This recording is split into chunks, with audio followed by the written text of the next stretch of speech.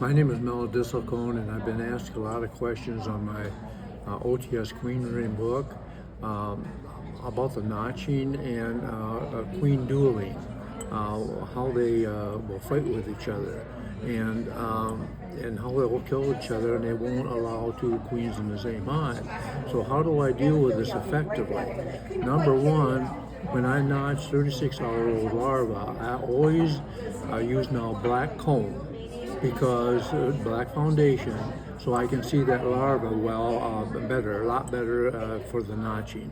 And when you do the notching, like I show you with the hive tool, I go all the way to the foundation. Now you cannot hurt that larva because there's a little rib on that bottom on that foundation, and so the queen, the hive tool will bottom out before it hits that larva. So go all the way in, bend it down a half inch. There's been a lot of failures because people don't notch all the way to the midrib or the foundation. Now what happens then, when you get to queen cells, they'll raise queen cells other places than when you notched. So when I make my two brood frame splits, my starts, okay, a week later, when all the strong hive did all the hard work, not only did they seal all the brood, they raised all the queen cells. I never let a start raise a queen cell. It has to be at least four frames of brood or more.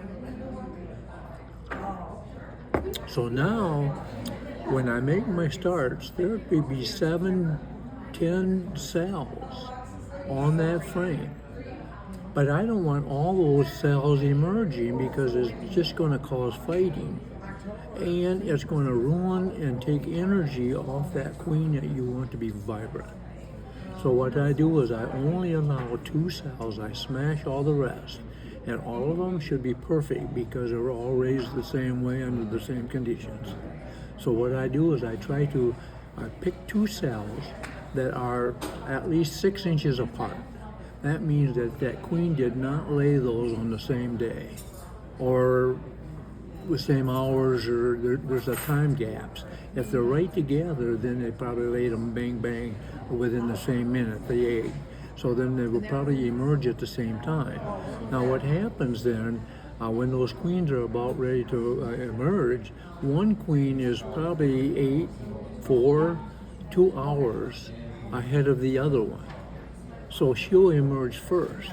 Now when they're in that queen cell, they're piping. They're already dueling. Yeah, that's what they're piping inside those cells. So instead of the bees, those queen bees physically fighting, okay, I want one queen to emerge first. She will go over to the other cell.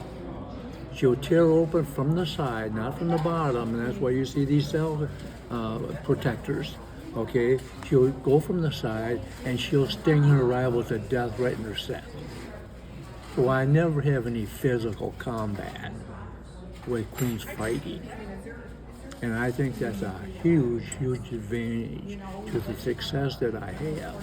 Because if you let 15, 16 queens emerge all through that hive, they're chasing each other, they're running each other out, they're escaping the hive, and you get after swarms, which you call with a couple of bees and a virgin queen. And that's total disgraceful beekeeping, in my opinion. Do it smart. Let that queen emerge first, go over there and just kill a rival, and then you'll have a beautiful start heading for success.